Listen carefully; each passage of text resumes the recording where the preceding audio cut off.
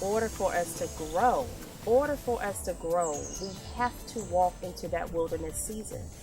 And when I say wilderness, wilderness has to happen by ourselves. And sometimes the wilderness is out here in the wilderness and you're alone. And then sometimes it's diving off of that diving board and jumping. You have to do it in order to grow.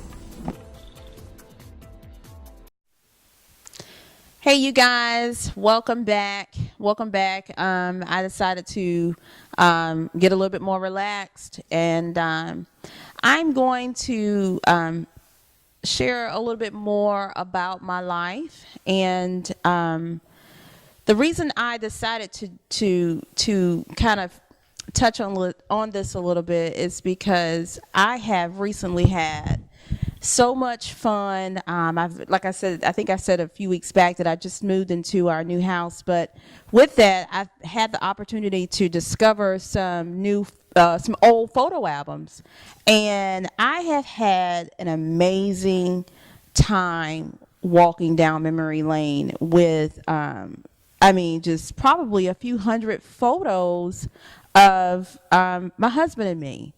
I found some photos that are probably 17 plus years old, before we were married, and of course, during our marriage and things like that.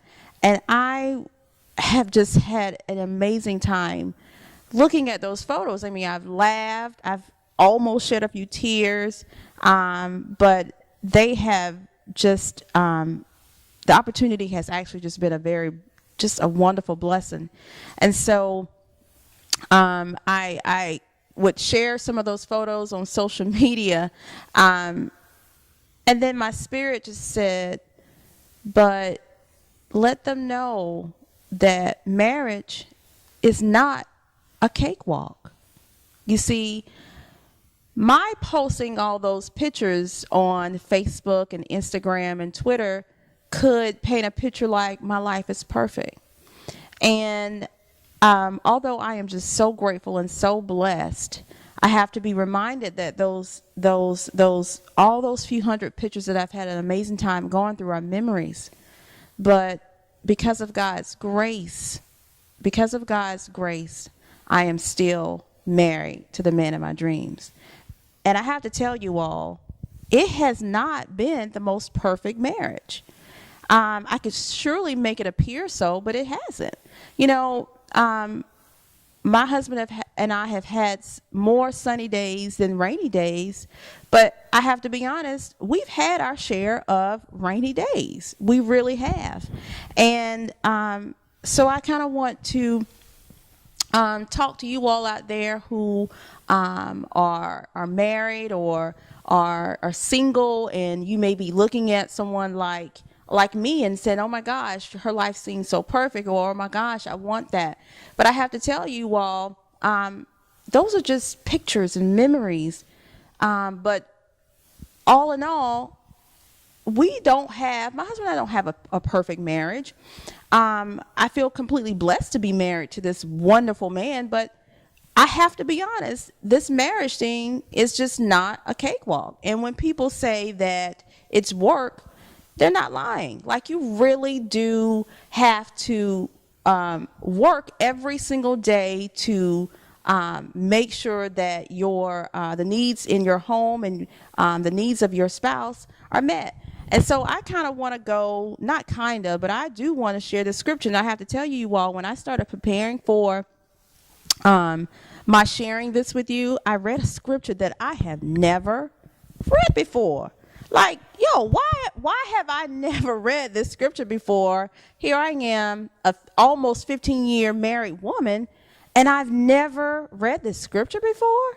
So, and I thought it was just amazing. And by the way, this Bible is a Life Application Study Bible, and it's a New Living with the New Living Translation. So if you're new on your journey, I would encourage you to get this because it has just been absolutely amazing to me. So this actually comes from 1 Corinthians chapter 7. and I'm going to read verses 29 to 34.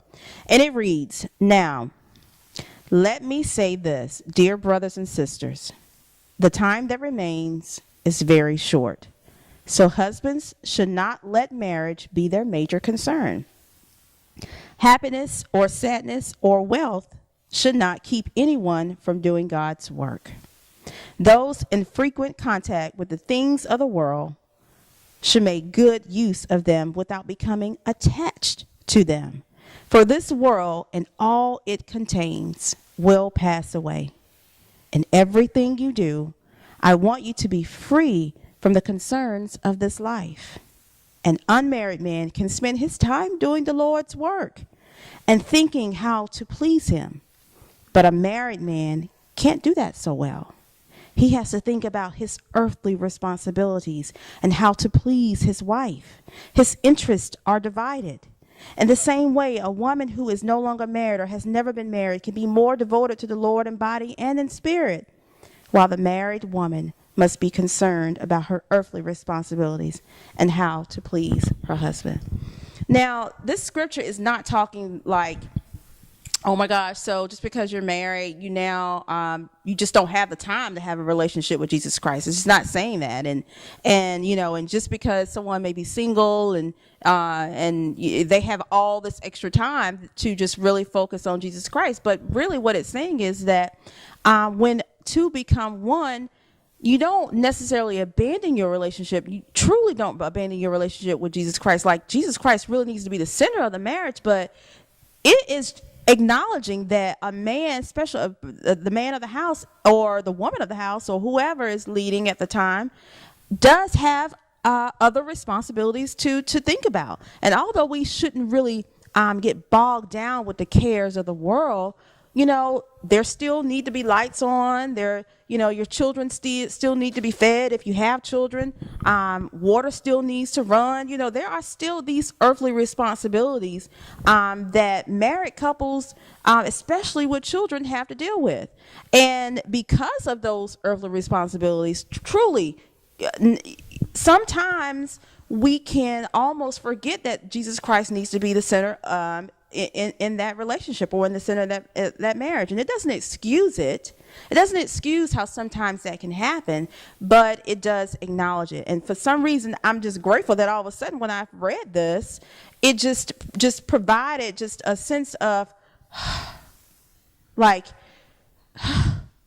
yes, like I do want, with all my heart and soul, want to have the most deepest, closest relationship with Jesus Christ.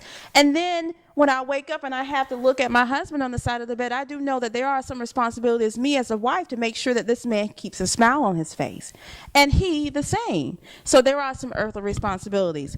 But going back to what I was saying about marriage is not a cakewalk, that's one of the things. When you wake up in the morning and you look at your spouse, you look at your husband, you look at your wife, you do know that there are some things that you have to do daily to make sure that you're pleasing your spouse. And that's not easy all the time, because you are talking about two individuals, sometimes with not exact interest.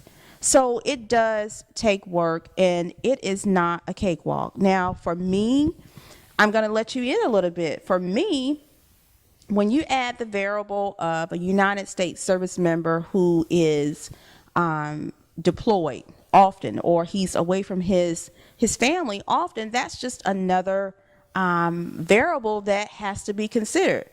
I'm not asking or soliciting any type of sympathy, but that is a variable that my husband and I really have to consider when he's gone often and when he's gone for long periods of time. I could create this storybook picture of, oh my God, he's been gone for this month, or he's been gone for all these months, and I see him in the airport, and all you do is see these two people running close to each other in slow motion. Nah, it ain't happening like that. It's just not happening like that. We really have to, each time, especially on those long deployments, we really have to give it some time where we're having to relearn each other and really date each other, learn how to date each other. Of course, we love each other with all our hearts, all our souls. We really do. And I know my man loves me. I really know my man loves me. And I'm hoping that he knows how much I love him. But, that's a storybook, and then there's reality. And then, two, another variable that my husband and I consider is that we're raising a daughter with a lifelong disability. And if you look at the statistics with marriages and raising children with disabilities, it doesn't look so good. So my husband and I really do have to really work at this marriage thing. And, during one of our rainy periods, I remember asking my husband, that song, What's Love Got to Do with It, with, Tina Turner, What's Love Got to Do with It? What's love got to do? I remember actually having that conversation with him, and I remember him looking at me like, that's all that has to do with it. Like, for real, like, this man, like, really, really meant that thing. And it was because of that love that he was willing to be committed and work at this thing. And so am I. But it is no cakewalk, you all. So, and I just wanted to share that because, going back to that authentic living, I really could make it appear out there, with my posts. And, like I said, I had so much fun. I had so much fun going through all those few hundreds of pictures, and I was posting in them, and and I was just like, man, this family is beautiful. This couple is beautiful, and they're beautiful memories. But it's God's grace. It's God's grace that keeps us married.